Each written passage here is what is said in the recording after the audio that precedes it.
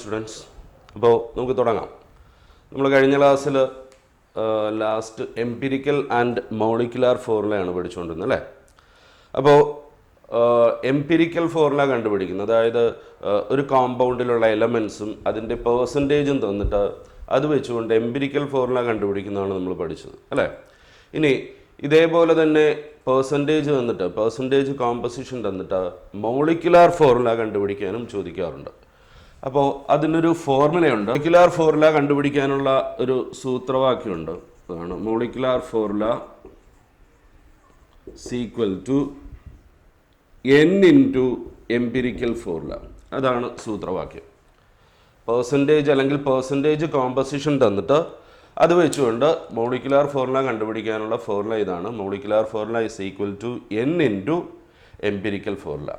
ഇവിടെ n എന്ന് പറയുന്നത് molar mass divided by empirical formula mass ആണ്. Molar mass divided by empirical formula mass, ഇതാണ് അവിടെ എന്തായിട്ട് വരുന്നത്, n ആയിട്ട് വരുന്നത്. ആ n ഇൻറ്റു എംപിരിക്കൽ ഫോർമുല ചെയ്താൽ നമുക്ക് എന്ത് കിട്ടും, മോളിക്കുലാർ ഫോർമുല കിട്ടും. അപ്പോൾ നോക്കുക, നമുക്ക് എന്താണ് മോളിക്കുലാർ ഫോർമുല കണ്ടുപിടിക്കാനുള്ള സൂത്രവാക്യമാണ് ഞാൻ പറഞ്ഞത്. മോളിക്കുലാർ ഫോർമുല കിട്ടാനായിട്ട് എന്താ ചെയ്യേണ്ടത്, n ഇൻറ്റു എംപിരിക്കൽ ഫോർമുല. അവിടെ എന്താണ് n ആയിട്ട് വരുന്നത്, molar mass divided by empirical formula mass. അപ്പോൾ ഇങ്ങനെ മോളിക്കുലാർ ഫോർമുല കണ്ടുപിടിക്കാനുള്ള ക്വസ്റ്റ്യനിൽ മോളിക്കുലാർ മാസ് ക്വസ്റ്റ്യനിൽ തന്നെ തരും, മോളിക്കുലാർ മാസ് തരും. പിന്നെ എംപിരിക്കൽ ഫോർമുല നമ്മൾ കഴിഞ്ഞ ക്ലാസ്സിൽ ചെയ്ത പോലെ എംപിരിക്കൽ ഫോർമുല കണ്ടുപിടിക്കും. എന്നിട്ട് ആ എംപിരിക്കൽ ഫോർമുല വെച്ച് എംപിരിക്കൽ ഫോർമുല മാസും കണ്ടുപിടിക്കും. മോളാർ മാസ് ക്വസ്റ്റ്യനിൽ തന്നെ തരും. ഇത് മൂന്നും ഇട്ട് കൊടുത്ത് നമുക്ക് എന്ത് കണ്ടുപിടിക്കാം, മോളിക്കുലാർ ഫോർമുല കണ്ടുപിടിക്കാം. അപ്പോൾ ഈ ടൈപ്പ് ക്വസ്റ്റ്യൻ മിക്കവാറും ചോദിക്കാറുള്ളതാണ്. നമുക്കൊരു ക്വസ്റ്റ്യൻ ചെയ്തു നോക്കാം. എങ്ങനെയാണ് മോളിക്കുലാർ ഫോർമുല കണ്ടുപിടിക്കുന്നതെന്ന് ചെയ്തു നോക്കാം. അപ്പോൾ ഒരു ക്വസ്റ്റ്യൻ എഴുതിക്കോളുക.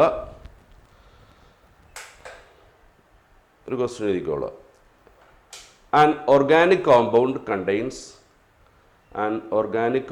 contains sorry, calculator ഇല്ല. An organic compound contains 40% carbon, 40% carbon, 6.67% hydrogen, 6.67% hydrogen and 53.33% oxygen.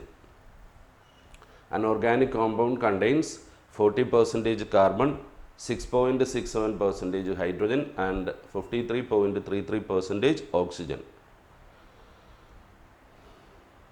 Molar mass of the compound is 180. Molar mass of the compound is 180. Find molecular formula. Find molecular formula of the compound. Find molecular formula of the compound. Question എഴുതിയല്ലോ. അപ്പോൾ എന്താണ്, ഒരു organic compound തന്നിട്ടുണ്ട്. അതിൽ കാർബണിൻ്റെയും ഹൈഡ്രജൻ്റെയും ഓക്സിജൻ്റെയും percentage തന്നിട്ടുണ്ട്. എന്താണ് നമുക്ക് വേണ്ടത്, മോളിക്കുലാർ ഫോർമുലയാണ് വേണ്ടത് അല്ലേ. അപ്പോൾ നമുക്കൊന്ന് ചെയ്തു നോക്കാം.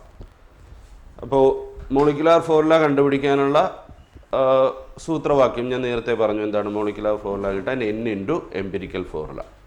അപ്പോൾ ആദ്യം നമുക്ക് ആ കോമ്പൗണ്ടിൻ്റെ എംപിരിക്കൽ ഫോർമുല കണ്ടുപിടിക്കണം അല്ലേ. എംപിരിക്കൽ ഫോർമുല കണ്ടുപിടിക്കുന്ന ഓർമ്മയുണ്ടല്ലോ, കഴിഞ്ഞ ക്ലാസ്സിൽ നമ്മൾ ചെയ്തതല്ലായിരുന്നു. ആ ടേബിൾ വരയ്ക്കുക. എന്തൊക്കെയായിരുന്നു അവിടെ എംപിരിക്കൽ ഫോർമുല കിട്ടാനായിട്ട് എന്തൊക്കെയായിരുന്നു എഴുതേണ്ടത്, ആദ്യം തന്നിരിക്കുന്ന കോമ്പൗണ്ട്സിലുള്ള എലമെൻറ്റ്സ് ആരൊക്കെയാണെന്ന് എഴുതുന്നത് അല്ലേ. പിന്നെ അടുത്ത് എന്തായിരുന്നു, ഓരോന്നിൻ്റെയും പേഴ്സൻറ്റേജ്. പിന്നെന്തായിരുന്നു ചെയ്യുന്നത്, percentage divided by atomic mass എടുക്കും അല്ലേ. അപ്പോൾ അവരുടെ എലമെൻസിൻ്റെ എണ്ണം തമ്മിലുള്ള റേഷ്യോ കിട്ടും. ആ റേഷ്യോ ആണ് എന്ത് വിളിക്കുന്നത്, റിലേറ്റീവ് റേഷ്യോ അല്ലെങ്കിൽ റിലേറ്റീവ് നമ്പർ ഓഫ് ആറ്റംസ്. പിന്നെന്തായിരുന്നു ചെയ്യുന്നത്, അതിനെ സ്മോളസ്റ്റ് റേഷ്യോയിലേക്ക് മാറ്റാൻ കൂട്ടത്തിൽ ചെറിയ നമ്പർ കൊണ്ട് ഡിവൈഡ് ചെയ്യുന്നു. Dividing by smallest factor. Smallest factor. അപ്പോൾ ഇത്രയും ചെയ്ത് കഴിയുമ്പോൾ ഇപ്പോൾ എംപിരിക്കൽ ഫോർമുല കണ്ടുപിടിക്കാനായിട്ട് നമ്മൾ എന്തൊക്കെയാണ് ഇവിടെ ഡേറ്റാസ് ഇട്ട് കൊടുക്കേണ്ടത്? എലമെൻറ്റ്സ്, പെർസെൻറ്റേജ്, പിന്നെ relative number of atoms dividing by smallest factor. അപ്പോൾ ഇത്രയും ചെയ്ത് കഴിയുമ്പോൾ നമുക്ക് എലമെൻറ്റ്സ് തമ്മിലുള്ള സ്മോളസ്റ്റ് റേഷ്യോ കിട്ടും അല്ലേ? അത് ലാസ്റ്റ് കോളത്തിൽ എഴുതുക. എന്താണ് സ്മോളസ്റ്റ് റേഷ്യോ?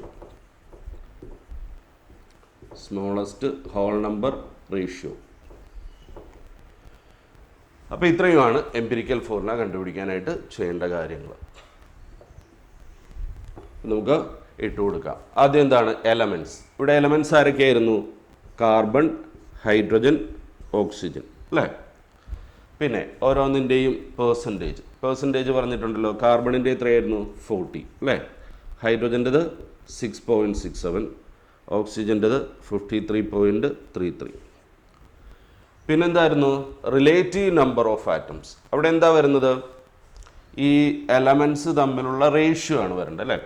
എലമെൻറ്റ്സ് തമ്മിലുള്ള റേഷ്യോ, ആക്ച്വലി എലമെൻറ്റ്സ് തമ്മിലുള്ള മോളിൻ്റെ റേഷ്യോ ആണ്. അപ്പോൾ മോളുകളുടെ എണ്ണം വേണം. മോളുകളുടെ എണ്ണം കിട്ടാൻ നിങ്ങൾക്കറിയാം, നമ്മൾ mass divided by atomic mass എടുക്കും അല്ലേ? Mass divided by atomic mass. ഇവിടെ മാസ് തന്നിട്ടില്ലാത്തത് കൊണ്ട് ആ പേഴ്സൻറ്റേജ് തന്നെ എന്തായിട്ട് എടുക്കുന്നു? മാസ്സായിട്ട് എടുക്കുന്നു. അപ്പോൾ അതിനെ ഓരോന്നിൻ്റെയും പേഴ്സൻറ്റേജിനെ അത് അതിൻ്റെ അറ്റോമിക് മാസ് കൊണ്ട് ഡിവൈഡ് ചെയ്യും. അപ്പോൾ കിട്ടുന്ന നമ്പറാണ് ഇവിടെ എഴുതേണ്ടത്.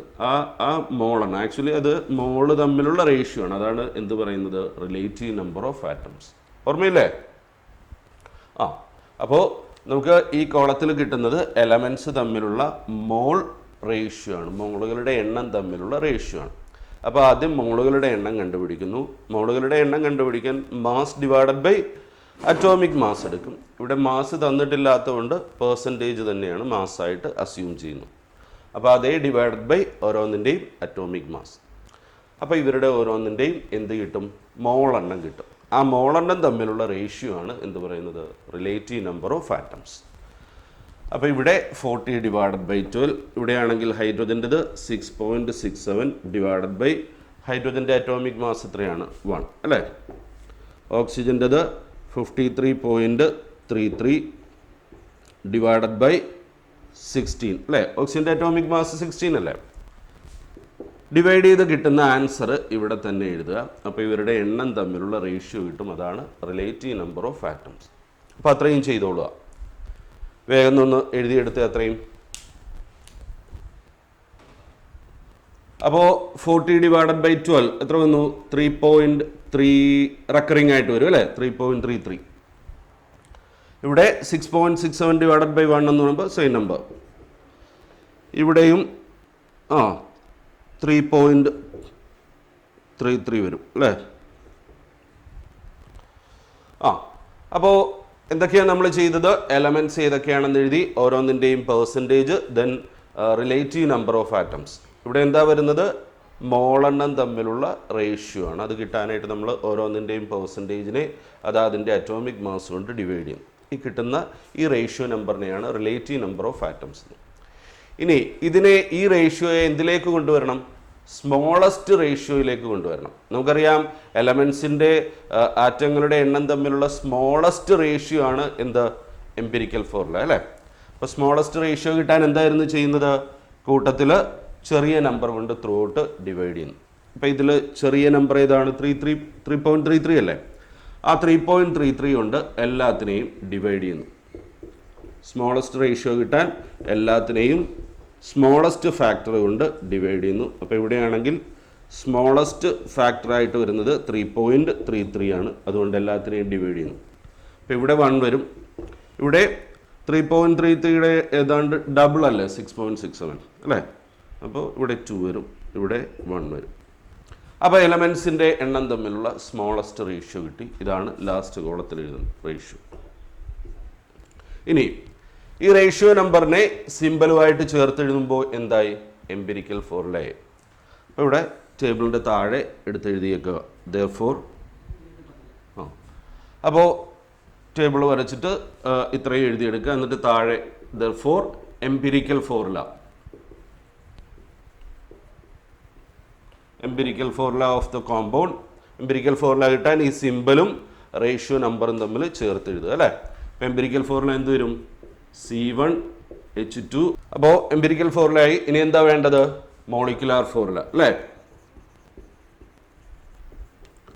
മോളിക്കുലാർ ഫോർമുല കണ്ടുപിടിക്കാനുള്ള ഇക്വേഷൻ എന്തായിരുന്നു? Molecular formula is equal to molar mass divided by empirical formula mass into empirical formula.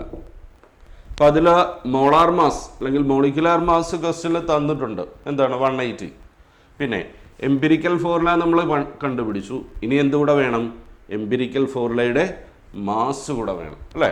അപ്പം നമുക്ക് ആദ്യം എംപിരിക്കൽ ഫോർമുല മാസ് കൂടെ ഒന്ന് കണ്ടുപിടിച്ച് വെച്ചേക്കാം. Empirical formula mass equal to, empirical formula mass കിട്ടാൻ എന്താണ്? ഇതിലെ ഓരോന്നിൻ്റെയും മാസ് കൂട്ടിയെടുക്കുക. അപ്പോൾ എത്ര വരും? കാർബണിൻ്റെത് 12 അല്ലേ, പ്ലസ് 2 ഹൈഡ്രജൻ്റെത് 2 പ്ലസ് ഓക്സിജൻ്റെത് 16. അപ്പോൾ ടോട്ടൽ എത്ര വരും? 30 വരും അല്ലേ. അപ്പം നമുക്ക് ഇക്വേഷനിൽ മോളിക്കുലാർ ഫോർമുല കണ്ടുപിടിക്കാനുള്ള എല്ലാ കാര്യങ്ങളും ആയല്ലോ. അപ്പോൾ നമുക്കിനി ഇട്ട് കൊടുക്കാം. എന്താണ്? മോളാർ മാസ് ക്വസ്റ്റ്യനിൽ തന്നിട്ടുണ്ടായിരുന്നു 180 divided by empirical formula mass നമ്മൾ കണ്ടുപിടിച്ചു. എത്രയാണ്? 30 into empirical formula. Empirical formula എന്താണ്? C1H2O1. ഇനി ഇത് തമ്മിൽ ഡിവൈഡ് ചെയ്ത് നോക്കുക. 180 ഡിവൈഡഡ് ബൈ 30 എത്ര വരും? 6 വരും അല്ലേ. അപ്പോൾ 6 ഇൻറ്റു C1H2O1. അപ്പോൾ 6 കൊണ്ട് ഇതിനെ മൾട്ടിപ്ലൈ ചെയ്യാം. അപ്പോൾ എന്താണ്? C1 into 6 C6, H2 into 6 H12 അല്ലേ, O1 ഇൻറ്റു 6 O6.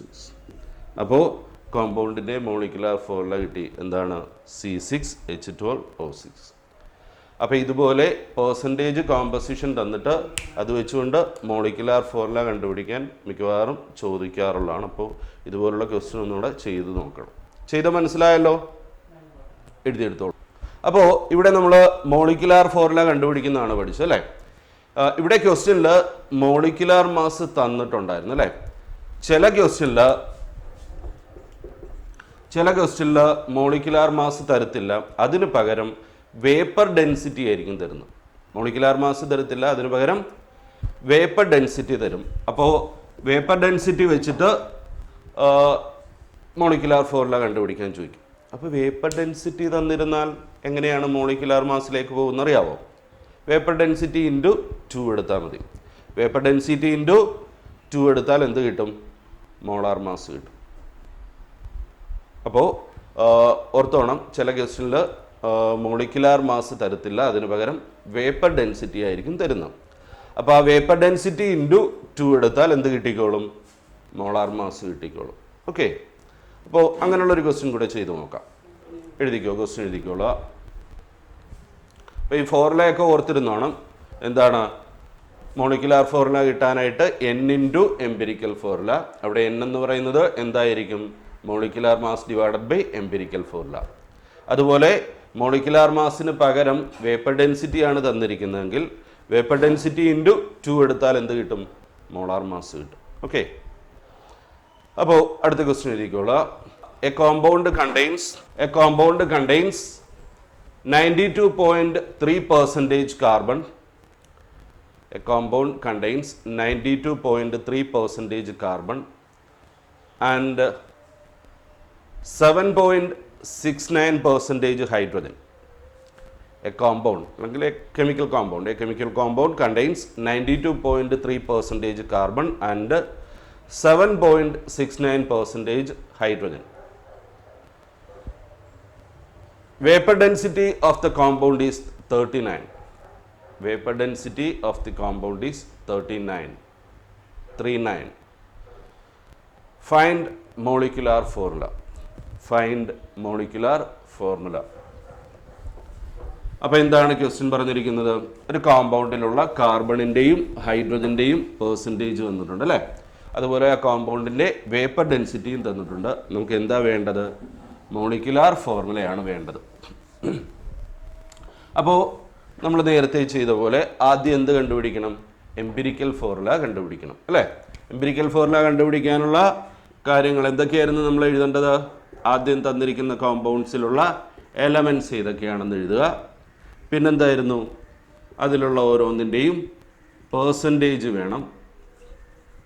പിന്നെ ആ പേഴ്സൻറ്റേജിനെ അറ്റോമിക് മാസ് കൊണ്ട് ഡിവൈഡ് ചെയ്യും. അപ്പോൾ അവരുടെ എണ്ണം തമ്മിലുള്ള റേഷ്യോ കിട്ടും അല്ലേ. അതിനെയാണ് എന്തെഴുതുന്നത്, relative number of atoms. Relative number of atoms. പിന്നെ അതിനെ ആ റേഷ്യോയെ എന്തിലേക്ക്, സ്മോളസ്റ്റ് ഇതിലേക്ക് കൊണ്ടുവരുന്നു അല്ലേ, സ്മോളസ്റ്റ് റേഷ്യോ. അതിനെന്ത് ചെയ്യുന്നു, കൂട്ടത്തിൽ ചെറിയ നമ്പർ കൊണ്ട് ഡിവൈഡ് ചെയ്യുന്നു. Dividing by smallest factor. Dividing by smallest factor. അപ്പോൾ അത്രയും ചെയ്ത് കഴിയുമ്പോൾ നമുക്ക് എലമെൻറ്റ്സ് തമ്മിലുള്ള റേഷ്യോ കിട്ടും അല്ലേ. എങ്ങനെയുള്ള റേഷ്യോ, ഏറ്റവും ചെറിയ റേഷ്യോ കിട്ടും, സ്മോളസ്റ്റ് റേഷ്യോ. അതാണ് എഴുതുന്നത്. ഓക്കെ, കാര്യങ്ങൾ ഇട്ട് കൊടുക്കുക. ആദ്യം എലമെൻറ്റ്സ്. ഇവിടെ എലമെൻറ്റ്സ് ആരൊക്കെയായിരുന്നു, കാർബണും ഹൈഡ്രജനും. പിന്നെന്താണ്, ഓരോന്നിൻ്റെയും പേഴ്സൻറ്റേജ്. പേഴ്സൻറ്റേജ് ക്വസ്റ്റ്യനിൽ തന്നിട്ടുണ്ടല്ലോ. കാർബണിൻ്റെത് 92.3 അല്ലേ, ഹൈഡ്രജൻ്റെത് 7.69. പിന്നെന്താ വേണ്ടത്, റിലേറ്റീവ് നമ്പർ ഓഫ് ആറ്റംസ്. ഇവിടെ എന്താ വരുന്ന ഓർമ്മയുണ്ടല്ലോ അല്ലേ, എന്താണ്, പേഴ്സൻറ്റേജിനെ അറ്റോമിക് മാസ് കൊണ്ട് ഡിവൈഡ് ചെയ്യുന്നു. അപ്പോൾ കിട്ടുന്ന റേഷ്യോ നമ്പറാണ് എവിടെ എഴുതേണ്ടത്, റിലേറ്റീവ് നമ്പർ ഓഫ് ആറ്റംസ്. അപ്പോൾ ഇവിടെ നമുക്ക് ഓരോന്നിൻ്റെയും പേഴ്സൻറ്റേജിനെ അതിൻ്റെ അറ്റോമിക് മാസ് കൊണ്ട് ഡിവൈഡ് ചെയ്യാം. ഇപ്പോൾ കാർബണിൻ്റെത് 92.3 ഡിവൈഡഡ് ബൈ 12 അല്ലേ. ഇവിടെ 7.69 ഡിവൈഡഡ് ബൈ ഹൈഡ്രജൻ്റെ മാസ് 1. കിട്ടുന്ന ആൻസർ ഇവിടെ തന്നെ എഴുതിയേക്കുക. ഇത്രയും ചെയ്തോ, ഇത്ര എഴുതിയെടുത്തോളുക. എന്നിട്ട് ഒന്ന് ഡിവൈഡ് ചെയ്ത് നോക്കിക്കേ. 92.3 ഡിവൈഡഡ് ബൈ 12 7.69. ഇവിടെ 7.69 ഡിവൈഡഡ് ബൈ 1 സെയിം നമ്പർ അല്ലേ. ഇനി എന്താണ്, ഡിവൈഡിങ് ബൈ സ്മോളസ്റ്റ് ഫാക്ടർ. ഇവിടെ 7.69 ആണ്. അപ്പോൾ 7.69 കൊണ്ട് രണ്ടിനെയും ഡിവൈഡ് ചെയ്യുന്നു. 7.69 കൊണ്ട് ഡിവൈഡ് ചെയ്യുന്നു. ഒരു number divided by same number 1 വരും അല്ലേ, ഇവിടെയും 1. അപ്പോൾ അതാണ് സ്മോളസ്റ്റ് ഹോൾ നമ്പർ റേഷ്യോ.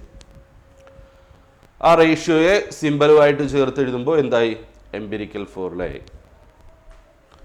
അപ്പോൾ ടേബിൾ കംപ്ലീറ്റ് ചെയ്തിട്ട് ടേബിളിൻ്റെ താഴെ എഴുതിക്കണം, therefore empirical formula of the compound, empirical formula is equal to എന്താണ്, C1H1 അല്ലേ, C1H1.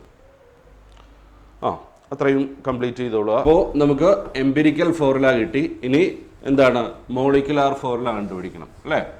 അപ്പോൾ അതിനു മുമ്പ് മോളിക്കുലാർ ഫോർമുല കണ്ടുപിടിക്കാനുള്ള ഇക്വേഷൻ എന്തായിരുന്നു, molecular formula is equal to molar mass divided by empirical formula mass into empirical formula.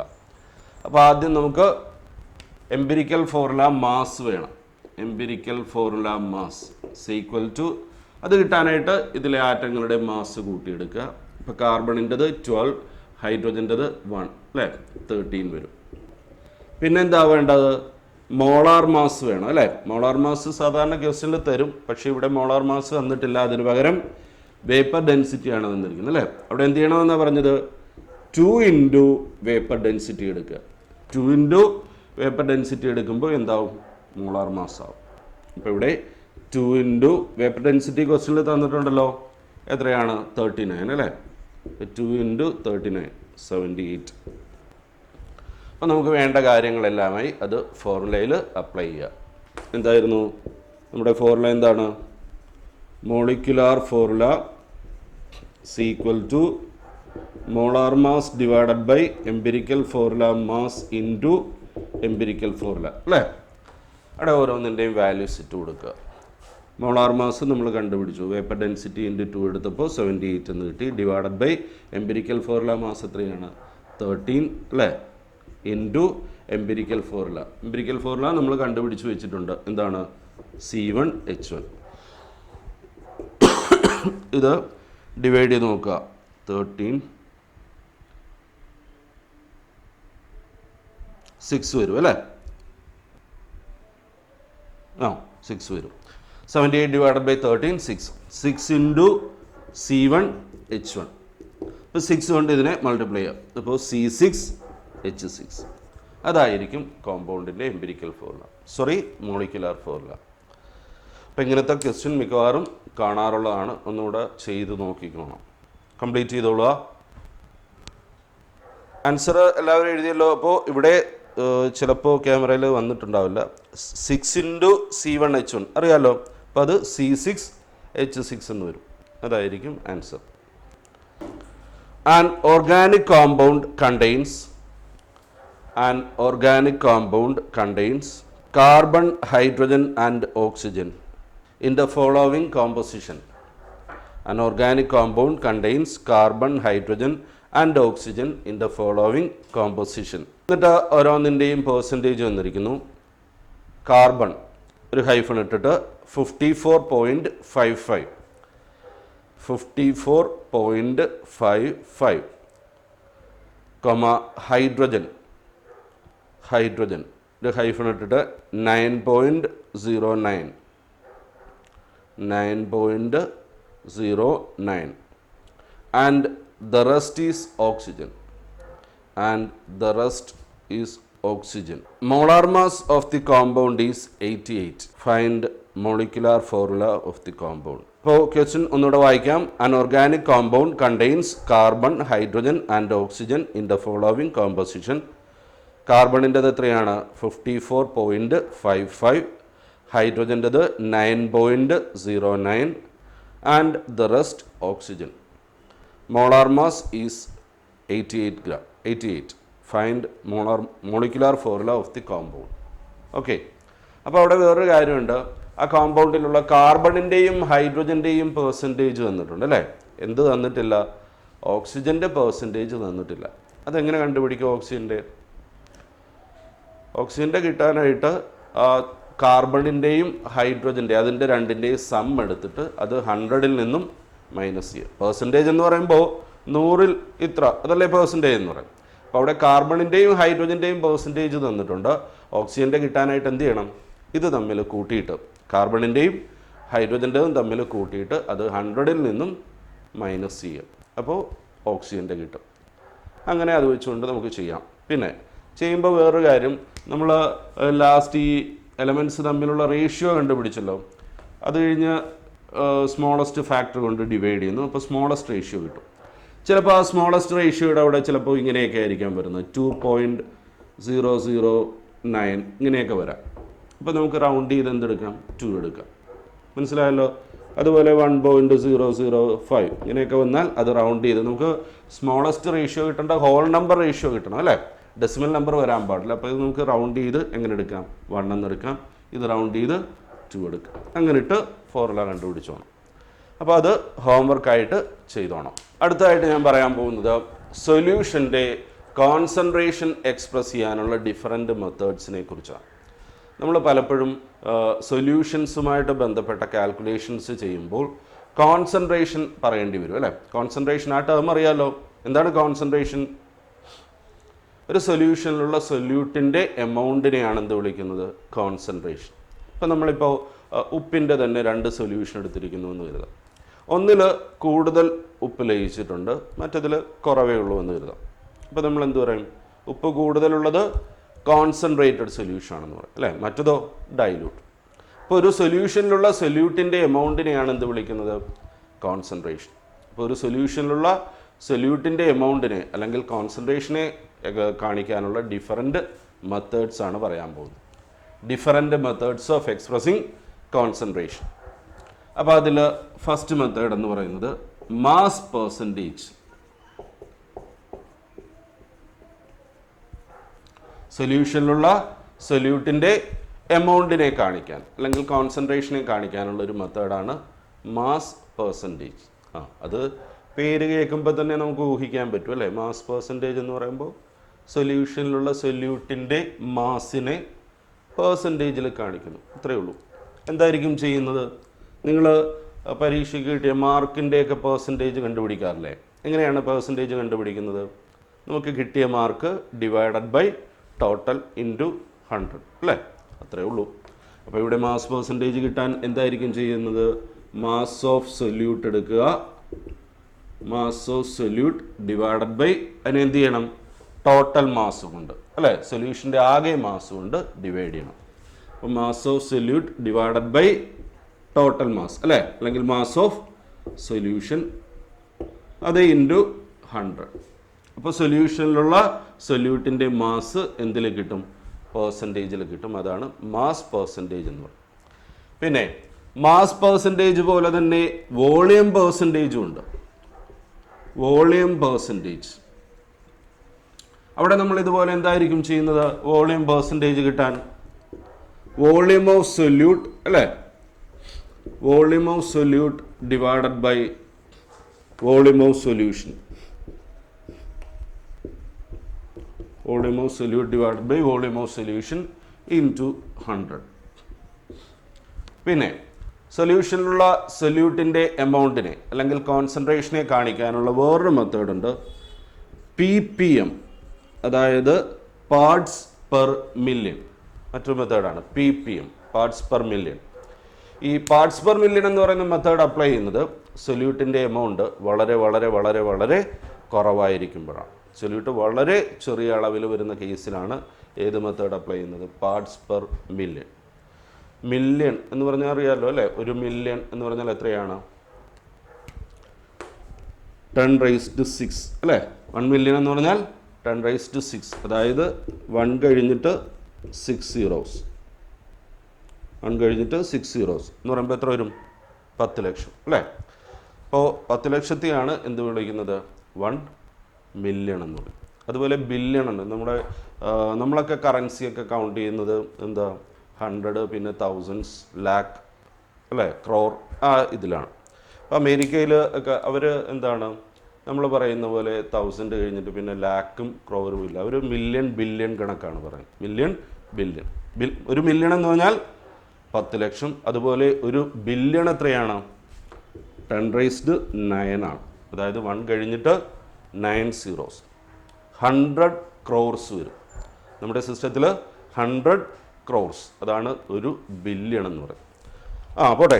അപ്പോൾ എന്താണ് ഇവിടെ സൊല്യൂട്ടിൻ്റെ എമൗണ്ട് കാണിക്കുന്നത് പാർട്സ് പെർ മില്യൺ ആണ് എന്ന് പറയുമ്പോൾ 10 ലക്ഷത്തിൽ ഇത്ര എന്ന രീതിയിലും. ഇപ്പോൾ ഒരു എക്സാമ്പിൾ നമ്മളിപ്പോൾ പറയാണ്, ഒരു സൊല്യൂഷനിലുള്ള സൊല്യൂട്ടിൻ്റെ എമൗണ്ട് 2 ppm ആണ് എന്ന് പറഞ്ഞാൽ എന്ത് മനസ്സിലാക്കിക്കണം നിങ്ങൾ, 2 ppm എന്ന് പറഞ്ഞാൽ ആ സൊല്യൂഷനിൽ ടോട്ടൽ 10 ലക്ഷം മോളിക്യൂൾ ഉണ്ടെന്ന് കരുതാം. 1 മില്യൺ എന്ന് പറയുന്നത് 10 ലക്ഷം അല്ലേ. ആ സൊല്യൂഷനിൽ ടോട്ടൽ 10 ലക്ഷം മോളിക്യൂൾ ഉണ്ട്. പക്ഷെ അതിൽ സൊല്യൂട്ട് എത്രയേ ഉള്ളൂ, വെറും 2 എണ്ണേ ഉള്ളൂ. 10 ലക്ഷത്തിൽ 2 എണ്ണം മാത്രമേ സൊല്യൂട്ടിൻ്റെ പാർട്ടിക്കിൾസും. അപ്പോൾ ഇങ്ങനെ സൊല്യൂട്ടിൻ്റെ എമൗണ്ട് വളരെ കുറവായിരിക്കുന്ന കേസിലാണ് ഏത് മെത്തേഡ് ഉപയോഗിക്കുന്നത്, PPM. ഓക്കെ. ഇനി പാർട്സ് പെർ മില്യൺ PPM തന്നെ 2 രീതിയിൽ കാണിക്കാറുണ്ട്. PPM ബൈ മാസും ഉണ്ട്, PPM ബൈ വോളിയം ഉണ്ട്. PPM ബൈ മാസ് കിട്ടാനായിട്ട് എന്തായിരിക്കും ചെയ്യുന്നത്, നമ്മൾ പെർസെൻറ്റേജ് എക്സ്പ്രസ് ചെയ്യുന്ന പോലെ പാർട്സ് പെർ മില്യണിനെ കാണിക്കാൻ mass of solute divided by mass of solution into എന്ത് ചെയ്യും, 10⁻⁶ അല്ലേ. നമ്മൾ പെർസെൻറ്റേജിൽ കാണിക്കാനായിട്ട് 100 കൊണ്ട് മൾട്ടിപ്ലൈ ചെയ്ത പോലെ പാർട്സ് പെർ മില്യണിലേക്ക് കാണിക്കാൻ എന്താണ്, 10⁻⁶ കൊണ്ട് മൾട്ടിപ്ലൈ. അപ്പോൾ ഇത് parts per million by mass.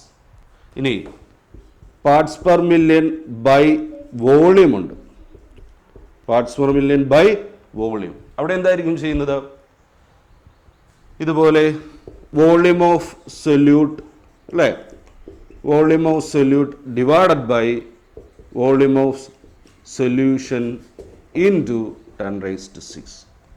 Okay. അപ്പോൾ എന്താണ്, ഒരു സൊല്യൂഷനിലുള്ള സൊല്യൂട്ടിൻ്റെ എമൗണ്ടിനെ അല്ലെങ്കിൽ കോൺസെൻട്രേഷനെ കാണിക്കാനുള്ള മെത്തേഡ്സ് ആണ് പറഞ്ഞുകൊണ്ടിരുന്നത്. അപ്പോൾ സാധാരണ ഉപയോഗിക്കുന്ന ചില മെത്തേഡ്സ് ആണ് പറഞ്ഞത്. എന്തൊക്കെയാണ്, ഒന്ന് മാസ് പെർസെൻറ്റേജ്. ഇവിടെ സൊല്യൂട്ടിൻ്റെ അളവിനെ അതിൻ്റെ മാസിൻ്റെ പെർസെൻറ്റേജിൽ കാണിക്കുകയാണ് അല്ലേ. അത് കിട്ടാനായിട്ട് എന്താ ചെയ്യേണ്ടത്, mass of solute divided by mass of solution into 100. പിന്നെ വോളിയം പെർസെൻറ്റേജ്, അവിടെ എന്താ ചെയ്യുന്നത്, volume of solute divided by volume of solution into 100. പിന്നെ പാർട്സ് പെർ മില്യൺ PPM, അവിടെ ഓർക്കേണ്ട കാര്യം സൊല്യൂട്ടിൻ്റെ അളവ് വളരെ കുറവായിരിക്കുന്ന കേസിലാണ് എന്തുപയോഗിക്കുന്നത്, പാർട്സ് പെർ മില്യൺ ഉപയോഗിക്കുന്നത്. നമ്മുടെ ഈ അറ്റ്മോസ്ഫറിക് പൊല്യൂഷൻ, അന്തരീക്ഷ മലിനീകരണത്തിൻ്റെ തോതൊക്കെ പറയുന്നത് ഈ യൂണിറ്റിലാണ്, PPM, പാർട്സ് പെർ മില്യണിലാണ്. അപ്പോൾ അറിയാമല്ലോ, അത് വളരെ ചെറിയ ഇതാണ് അല്ലേ. ഈ പറഞ്ഞ പോലെ ഒരു സൊല്യൂഷനിലുള്ള സൊല്യൂട്ടിൻ്റെ എമൗണ്ട് 3 ppm എന്ന് പറഞ്ഞാൽ എന്താ മനസ്സിലാക്കേണ്ടത്, അവിടെ ടോട്ടൽ 1 മില്യൺ, അതായത് 10 ലക്ഷം പാർട്ടിക്കിൾ ഉണ്ടെന്ന് വരാം. സൊല്യൂഷനിൽ ടോട്ടൽ 10 ലക്ഷം പാർട്ടിക്കിൾ ഉണ്ട്, പക്ഷേ അതിൽ സൊല്യൂട്ട് എത്ര മാത്രമേ ഉള്ളൂ, വെറും 3 പാർട്ടിക്കിൾ അല്ലെങ്കിൽ 3 മോളിക്യൂളേ ഉള്ളൂ. അപ്പോൾ ഇങ്ങനെ സൊല്യൂട്ടിൻ്റെ അളവ് വളരെ കുറവായിരിക്കുന്ന കേസിലാണ് PPM ഉപയോഗിക്കുന്നത്. പിന്നെ അറ്റ്മോസ്ഫറിക് പൊല്യൂഷൻ്റെ റേറ്റ് പറയുന്നതും ഈ പാർട്സ് പെർ മില്യൺ യൂണിറ്റിലാണ്. പിന്നെ അത് തന്നെ 2 രീതിയിൽ കാണിക്കാറുണ്ട്, പാർട്സ് പെർ മില്യൺ ബൈ മാസും പാർട്സ് പെർ മില്യൺ ബൈ വോളിയവും അല്ലേ. അപ്പോൾ എന്താ parts per million by mass എന്ന് പറയുമ്പോൾ mass of solute divided by total mass of solution into 10⁻⁶. അതുപോലെ parts per million by volume കിട്ടാൻ volume of solute divided by volume of solution into 10⁻⁶. Okay, സൊല്യൂഷനിലുള്ള സൊല്യൂട്ടിൻ്റെ എമൗണ്ട് അല്ലെങ്കിൽ concentration കാണിക്കാനുള്ള ഏറ്റവും പ്രധാനപ്പെട്ട 2 മെത്തേഡാണ് പറയാൻ പോകുന്നത്. അതിൽ ഒന്ന് മൊളാരിറ്റി, സൊല്യൂഷനിലുള്ള സൊല്യൂട്ടിൻ്റെ എമൗണ്ടിനെ അല്ലെങ്കിൽ കോൺസെൻട്രേഷൻ കാണിക്കാനുള്ള ഒരു പ്രധാനപ്പെട്ട രീതിയാണ് മൊളാരിറ്റി. മൊളാരിറ്റി ക്യാപിറ്റൽ M എന്നാണ് ഡിനോട്ട്. അപ്പോൾ ഇവിടെ നമ്മൾ സൊല്യൂട്ടിൻ്റെ എമൗണ്ട്, സൊല്യൂട്ടിൻ്റെ അളവ് പറയുന്നത് എങ്ങനെയാണ്, number of moles of solute in 1 litre solution. 1 litre സൊല്യൂഷനിൽ ഇത്ര മോൾ എന്ന രീതിയിൽ സൊല്യൂട്ടിൻ്റെ അളവ് പറയുന്നതിനെയാണ് എന്ത് വിളിക്കുന്നത്, മൊളാരിറ്റി. അപ്പോൾ മൊളാരിറ്റിയെ നമുക്ക് എങ്ങനെ ഡിഫൈൻ ചെയ്യാം, it is the number of moles of solute present in 1 litre solution. Okay, ഇപ്പോൾ ഒരു സൊല്യൂഷൻ്റെ മൊളാരിറ്റി അല്ലെങ്കിൽ ഒരു സൊല്യൂഷൻ്റെ കോൺസെൻട്രേഷൻ 3 മോളാർ ആണ് എന്ന് പറഞ്ഞാൽ, 3 മോളാർ ആണ് എന്ന് പറഞ്ഞാൽ നിങ്ങൾ മനസ്സിലാക്കേണ്ടത് എന്താണ്, അവിടെ സൊല്യൂഷൻ 1 ലിറ്റർ എടുത്താൽ ആ 1 ലിറ്റർ സൊല്യൂഷനിൽ സൊല്യൂട്ട് എത്ര കാണും, 3 മോള് കാണും. മൊളാരിറ്റി 2 മോളാർ ആണെന്ന് പറഞ്ഞാൽ എന്ത് മനസ്സിലാക്കിക്കണം, അവിടെ 1 ലിറ്റർ സൊല്യൂഷനിൽ 2 മോൾ സൊല്യൂട്ട്. അപ്പോൾ ഇങ്ങനെ 1 ലിറ്റർ സൊല്യൂഷനിൽ ഇത്ര മോൾ എന്ന രീതിയിൽ സൊല്യൂട്ടിൻ്റെ എമൗണ്ട് കാണിക്കുന്നതാണ് എന്ത്, മൊളാരിറ്റി. മൊളാരിറ്റി ഒക്കെ ഇമ്പോർട്ടൻ്റ് ആണ്. മൊളാരിറ്റിയുടെ നമുക്ക് പ്രോബ്ലം ഒക്കെ ചെയ്യാനുണ്ട് കേട്ടോ. അപ്പോൾ എന്താണ് molarity, it is the number of moles of solute present in 1 litre solution. അപ്പോൾ നമുക്കിങ്ങനെ എഴുതാം, molarity M is equal to number of moles of solute, number of moles of solute divided by എന്ത് ചെയ്യണം, volume of solution, volume of solution in litres. ശരിയല്ലേ. Molarity എന്ന് പറയുന്നത് എന്താണെന്നാണ് പറഞ്ഞത്, 1 ലിറ്ററിലുള്ള നമ്പർ ഓഫ് മോൾസ് ഓഫ് സൊല്യൂട്ടിനെയാണ് എന്ത് വിളിക്കുന്നത്, മൊളാരിറ്റി അല്ലേ. അപ്പോൾ 1 ലിറ്ററിലുള്ളത് കിട്ടാൻ എന്ത് ചെയ്യണം, ആ നമ്പർ ഓഫ് മോൾസിനെ എന്ത് ചെയ്യണം, വോളിയം കൊണ്ട് ഡിവൈഡ് ചെയ്യണം. വോളിയം ഇൻ ലിറ്റേഴ്സ് കൊണ്ട് ഡിവൈഡ് ചെയ്യുമ്പോഴല്ലേ 1 ലിറ്ററിലുള്ളത് കിട്ടുന്നു. അപ്പോൾ അതാണ്. ഇനി ഇത് വെച്ചുകൊണ്ട് നമുക്ക് മൊളാരിറ്റി കണ്ടുപിടിക്കാൻ ഒരു ഫോർമുല ഉണ്ടാക്കാം. അപ്പോൾ മൊളാരിറ്റി എന്ന് പറയുന്നത് number of moles of solute divided by volume of solution in litres ആണല്ലോ. ഇനി നമ്പർ ഓഫ് മോൾസ് ഓഫ് സൊല്യൂട്ടിന് പകരം ഞാൻ NB എന്ന് കൊടുക്കും. നമ്പർ ഓഫ് മോൾസിനെ കാണിക്കാൻ നമ്മൾ സ്മോൾ ലെറ്റർ N അല്ലേ ഉപയോഗിക്കുന്നത്, സ്മോൾ ലെറ്റർ N. അതുപോലെ സോൾവെൻറ്റിനെ സാധാരണ കാണിക്കുന്നത് A എന്നും സൊല്യൂട്ടിനെ B എന്നുമാണ്. അപ്പോൾ നമ്പർ ഓഫ് മോൾസ് ഓഫ് സൊല്യൂട്ടിനെ കാണിക്കാൻ എന്ത് ചെയ്യാം, NB അല്ലേ, ഡിവൈഡഡ് ബൈ താഴെ എന്താണ്, വോളിയം ഓഫ് സൊല്യൂഷൻ. സപ്പോസ് സൊല്യൂഷൻ്റെ വോളിയം V ആണെന്ന് കരുതാം. സൊല്യൂഷൻ്റെ വോളിയം V മില്ലി ലിറ്റർ. അപ്പോൾ അത് വോളിയം ഇൻ ലിറ്റർ അല്ലേ വേണ്ട, മില്ലി ലിറ്ററിനെ ലിറ്റർ ആക്കാൻ അത് ഡിവൈഡഡ് ബൈ 1000 അല്ലേ. ദെൻ NB എന്താണ്, നമ്പർ ഓഫ് മോൾസ് ഓഫ് സൊല്യൂട്ടാണ്. നമ്പർ ഓഫ് മോൾസ് കിട്ടാൻ, N കിട്ടാനായിട്ട് നമ്മൾ എന്തായിരുന്നു ചെയ്യുന്നത്, നമ്പർ ഓഫ് മോൾസ് കണ്ടുപിടിക്കാൻ പഠിച്ചിട്ടില്ലേ നിങ്ങൾ. നമ്പർ ഓഫ് മോൾസ് കിട്ടാൻ mass divided by molar mass എടുക്കും അല്ലേ. അങ്ങനെയല്ലേ, നമ്പർ ഓഫ് മോൾസ് കണ്ടുപിടിക്കാൻ mass divided by molar mass. മാസിനെ കാണിക്കാൻ W എന്നിട്ടു, മോളിക്കുലാർ മാസിനെ കാണിക്കാൻ M എന്നിട്ടു. ഇനി എൻ ബി എന്ന് പറയുമ്പോൾ number of moles of solute ആണ്. സൊല്യൂട്ട് ആയതുകൊണ്ട് അതിൻ്റെ മാസ് ഡബ്ല്യു ബി എന്ന് കൊടുക്കാം, മോളാർ മാസ് എം ബി എന്ന് കൊടുക്കാം. സൊല്യൂട്ടിനെ കാണിക്കുന്ന ബി അല്ലേ, അപ്പോൾ അതിവിടെ ഇട്ട് കൊടുക്കുകയാണ്. Number of moles of solute N ബിക്ക് വരെ എന്ത് കൊടുത്തു, W B divided by M B whole divided by താഴെ എന്തുണ്ട്, വി ബൈ 1000. അപ്പോൾ എന്തായി, ഒരു ഫ്രാക്ഷൻ ഡിവൈഡഡ് ബൈ മറ്റൊരു ഫ്രാക്ഷൻ അല്ലേ, തിരിച്ചിട്ട് ഗുണിക്കും. തിരിച്ചിട്ട് ഗുണിക്കുമ്പോൾ 1000 മുകളിൽ പോയി വി താഴെ വന്നു. അപ്പോൾ ഇക്വേഷൻ എന്താവും, molarity M is equal to W B into 1000 മുകളിൽ വരത്തില്ലേ, W B into 1000 divided by താഴെ എന്തുണ്ട്, M B into V, M B into V. അപ്പോൾ ഇതാണ് മൊളാരിറ്റി കണ്ടുപിടിക്കാനുള്ള ഇക്വേഷൻ. ഓക്കെ, അപ്പോൾ എന്താണ് നമ്മൾ മൊളാരിറ്റിയെ കുറിച്ചാണ് പഠിച്ചത് അല്ലേ. എന്താണ് molarity? It is the number of moles of solute present in 1 litre solution അല്ലേ. 1 ലിറ്റർ സൊല്യൂഷനിലുള്ള സൊല്യൂട്ടിൻ്റെ നമ്പർ ഓഫ് മോൾസിനെയാണ് മൊളാരിറ്റി എന്ന് പറയുന്നത്. സോ മൊളാരിറ്റി കിട്ടാൻ number of moles of solute divided by volume of solution in litres. പിന്നെ number of moles of സൊല്യൂട്ടിന് പകരം എന്തിട്ട് കൊടുത്തു, എൻ ബി എന്നിട്ട് കൊടുത്തു. എൻ ബി ഡിവൈഡഡ് ബൈ താഴെ എന്താണ്, volume of solution in litres ആണ്. അപ്പോൾ സൊല്യൂഷൻ്റെ വോളിയം നമ്മൾ വി എം എൽ എന്നാണ്, വി മില്ലി ലിറ്റർ എന്നാണ് അസ്യൂം ചെയ്തത്. അത് ലിറ്ററിലേക്ക് മാറ്റാൻ ഡിവൈഡഡ് ബൈ 1000 എടുത്തു അല്ലേ.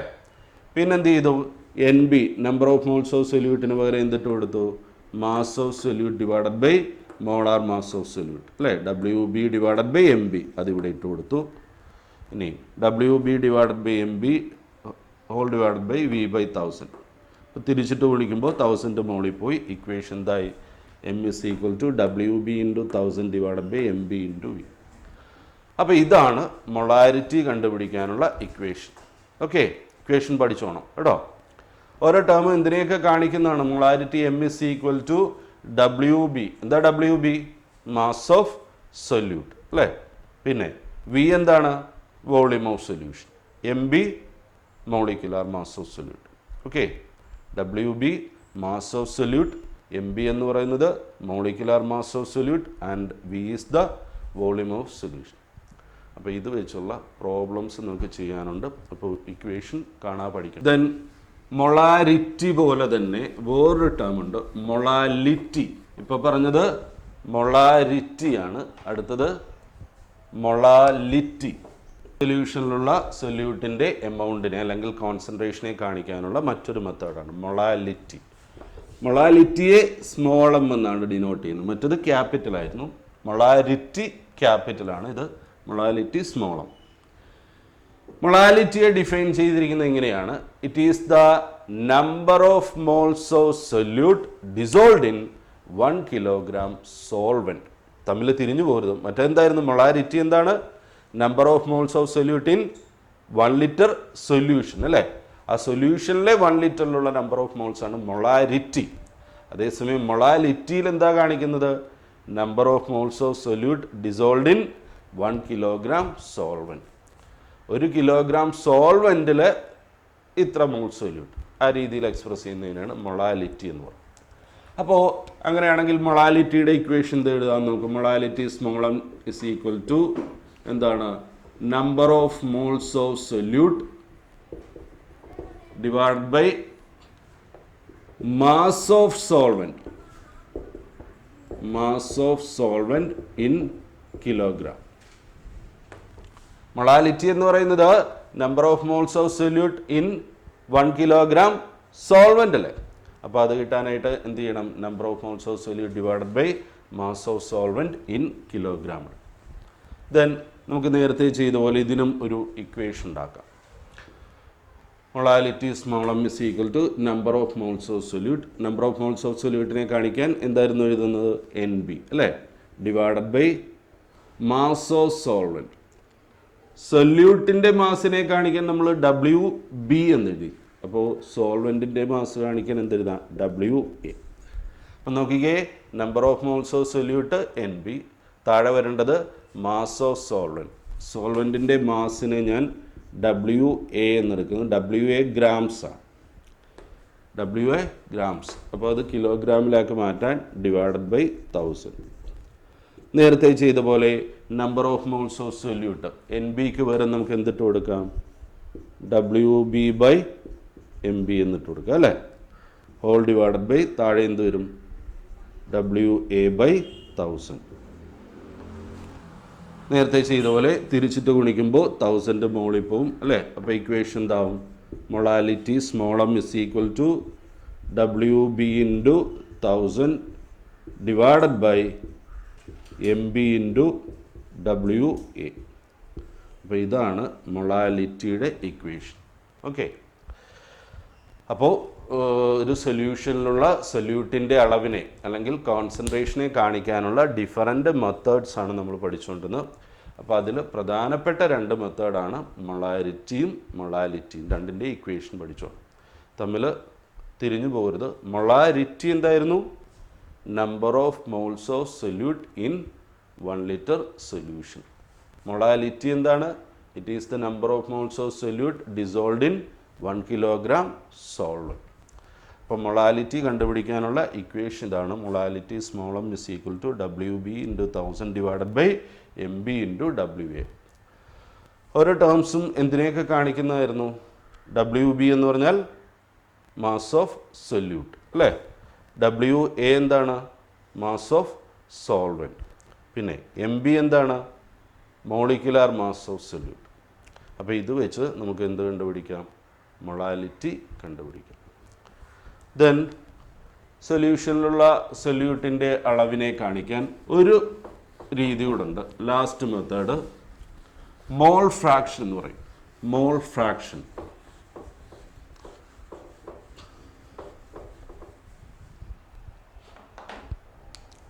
സൊല്യൂഷനിലുള്ള സൊല്യൂട്ടിൻ്റെ എമൗണ്ടിനെ അല്ലെങ്കിൽ കോൺസെൻട്രേഷനെ കാണിക്കാനുള്ള ലാസ്റ്റ് മെത്തേഡ് മോൾ ഫ്രാക്ഷൻ.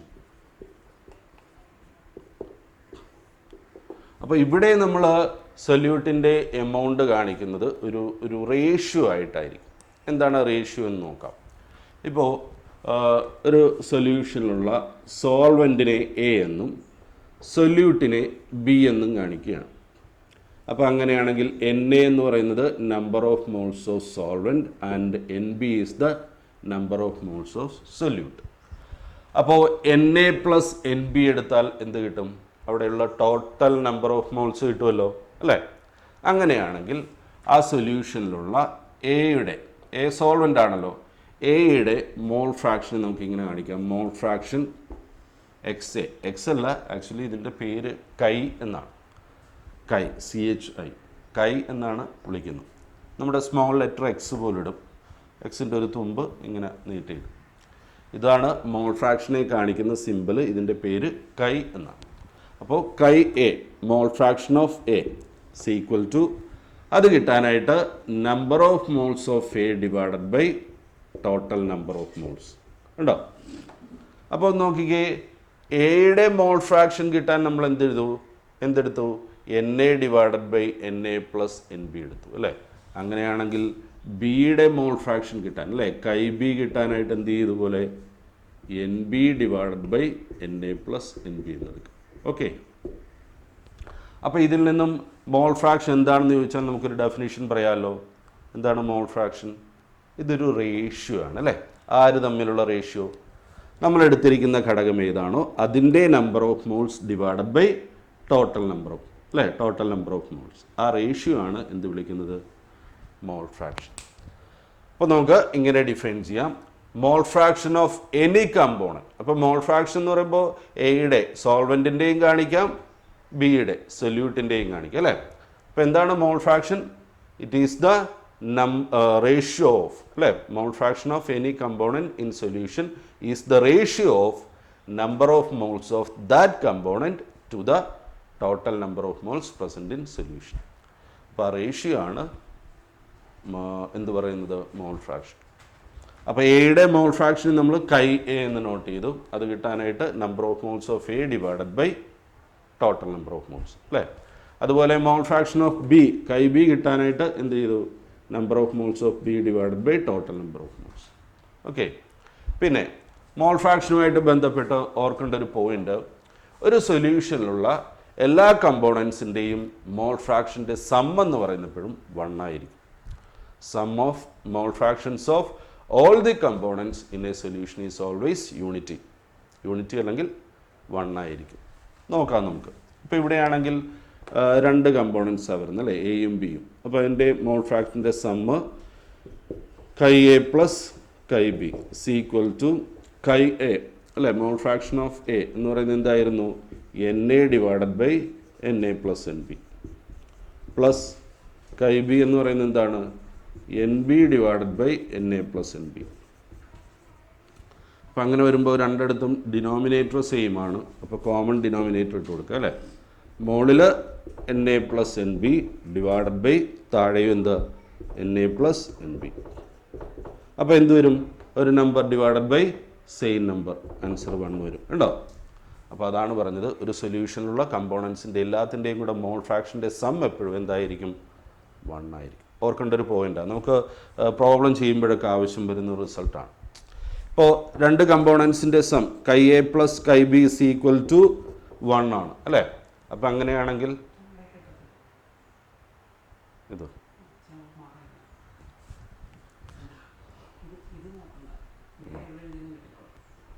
അപ്പോൾ എന്താ പറഞ്ഞത്, ഒരു സൊല്യൂഷനിലുള്ള കമ്പോണൻസിൻ്റെ മോൾ ഫ്രാക്ഷൻ്റെ സം എപ്പോഴും എന്തായിരിക്കും, 1 ആയിരിക്കും. അപ്പോൾ കൈ എ പ്ലസ് കൈ ബി 1 ആണെങ്കിൽ അതിൽ നിന്ന് കൈ എ കിട്ടാനായിട്ട് എന്ത് ചെയ്യും, 1 മൈനസ് കൈ ബി അല്ലേ. അപ്പോൾ ഒരു സൊല്യൂഷനിലുള്ള ഏതെങ്കിലും ഒന്നിൻ്റെ ഒരു കമ്പോണൻറ്റിൻ്റെ മോൾ ഫ്രാക്ഷൻ അറിയാമെങ്കിൽ മറ്റതിൻ്റെ കിട്ടാൻ എന്ത് ചെയ്താൽ മതി, 1-ൽ നിന്നും മൈനസ് ചെയ്താൽ മതി. ഓക്കെ, അപ്പോൾ ഇതൊക്കെയാണ് സൊല്യൂഷൻ്റെ കോൺസെൻട്രേഷൻ എക്സ്പ്രസ് ചെയ്യാനുള്ള പ്രധാന മെത്തേഡ്. അപ്പോൾ ഇതുമായിട്ട് ബന്ധപ്പെട്ട ചില കാൽക്കുലേഷനൊക്കെ ചോദിക്കാറുണ്ട്. അപ്പോൾ നമുക്ക് 1-2 ക്വസ്റ്റ്യൻ ചെയ്യാം. Find the molarity of a solution. Find the molarity of a solution of H2SO4. Find the molarity of a solution of H2SO4 in which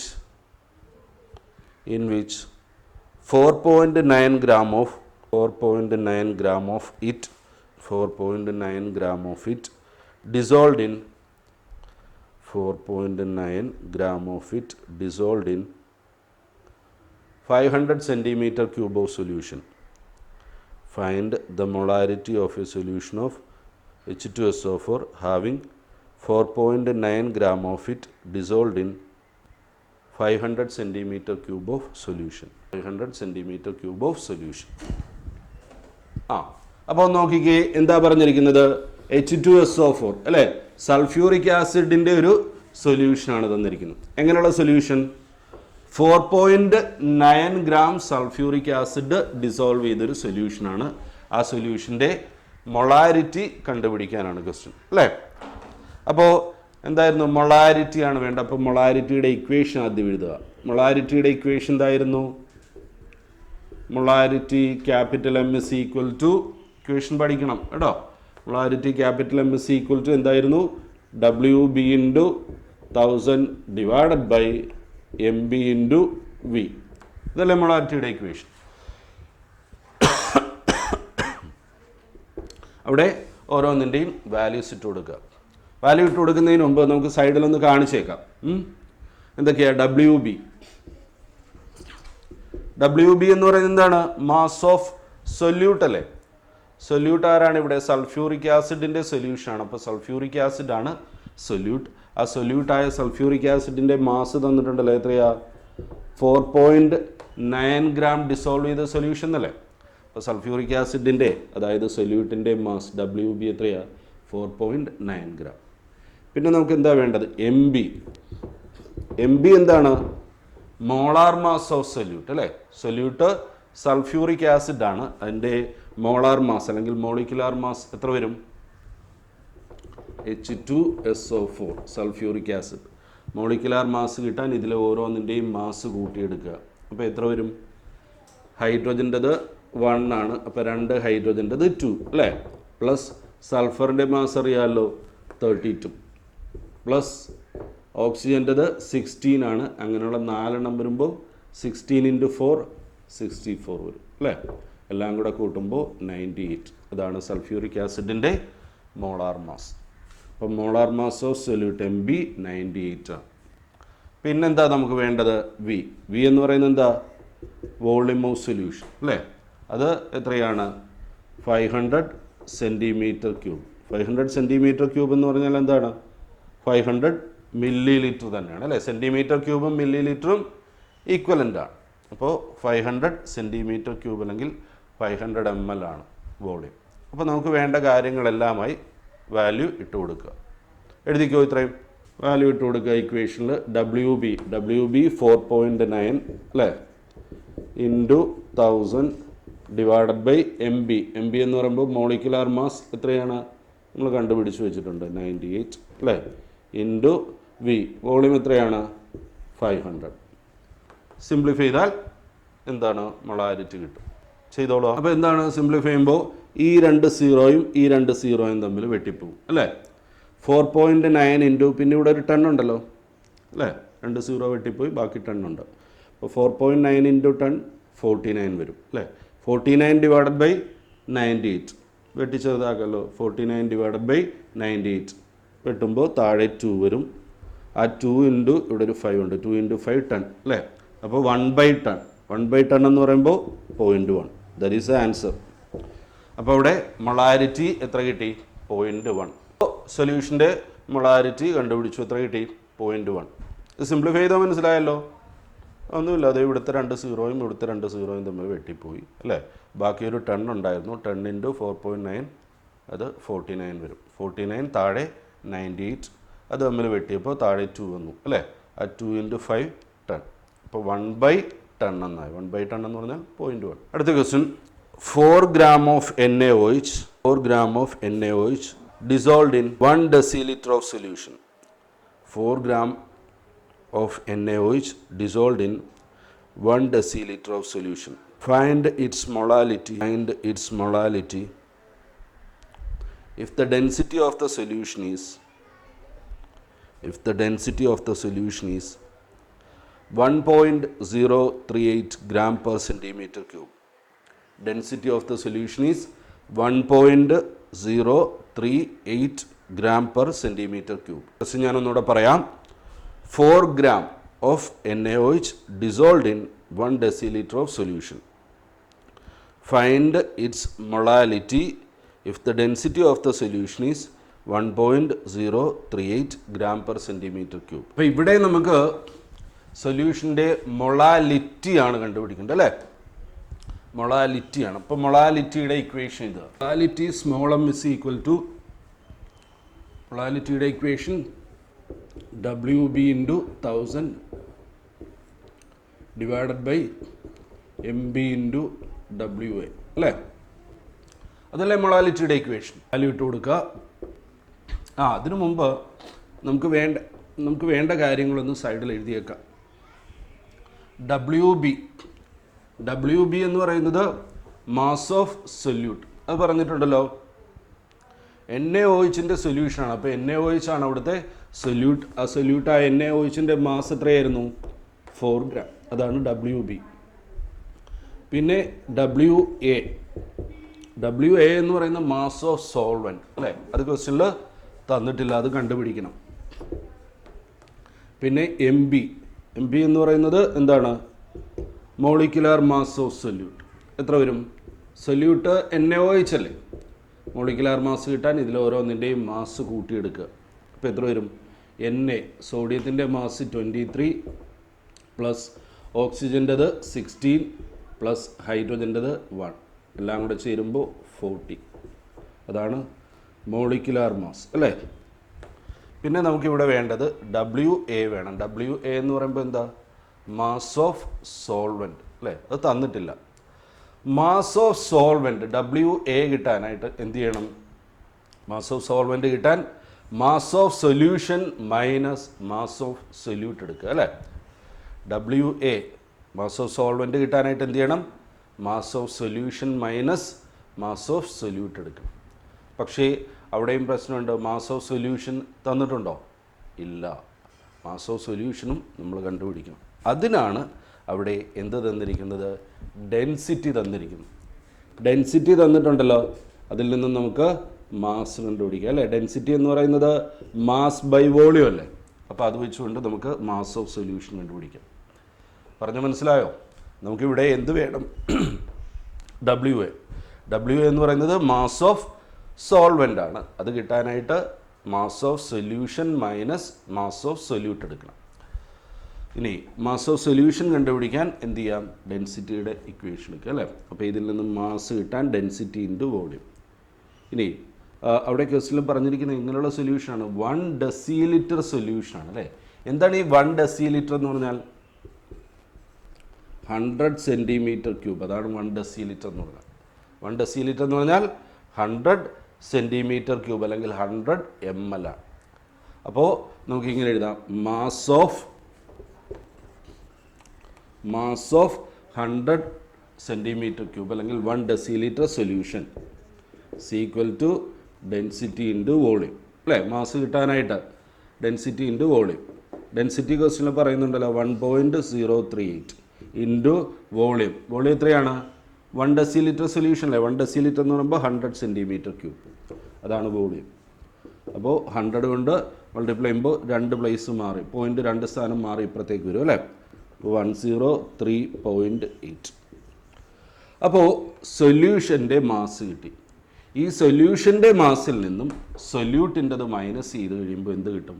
mass of solvent കിട്ടും. അപ്പോൾ mass of solvent WA is equal to mass of solution minus mass of solute അല്ലേ?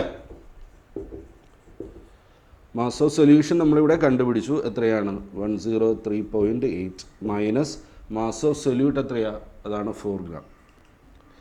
Minus ചെയ്യുമ്പോൾ 99.8 വരും അല്ലേ? അതാണ് mass of solvent.